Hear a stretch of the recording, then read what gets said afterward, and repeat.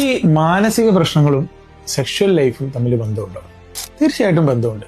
പലപ്പോഴും ഈ പങ്കാളികൾക്കിടയിൽ തെറ്റിദ്ധാരണ മൂലം പല പ്രശ്നങ്ങൾ, അടിപിടികൾ വരെ ഉണ്ടാകാറുണ്ട്.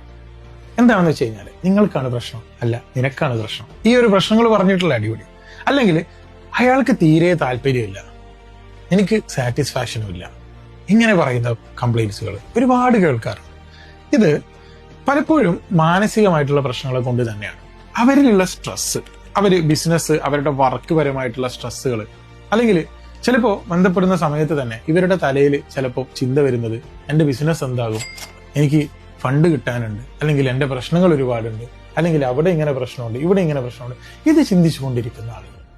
അപ്പൊ നിങ്ങൾ മെന്റലി സ്റ്റേബിൾ ആവാതെ, നിങ്ങളുടെ സ്ട്രെസ് കുറക്കാതെ, നിങ്ങളുടെ ബ്രെയിനിന് ഓവർ സ്ട്രെയിൻ കൊടുക്കാതെ, ഓവർ തിങ്കിങ്ങിലോട്ട് പോകാതെ, മാനസികമായിട്ടുള്ള പ്രശ്നങ്ങളെ ഒതുക്കി നിർത്തിയാൽ തന്നെ, അല്ലെങ്കിൽ ഒന്ന് തണുപ്പിക്കുക, ചെറുതായിട്ടൊന്ന് തണുപ്പിക്കുക. എന്തിനായി ഇത്രത്തോളം നമ്മളുടെ ബ്രെയിനിനെ നമ്മൾ ചൂടാക്കി വെക്കുന്നത്?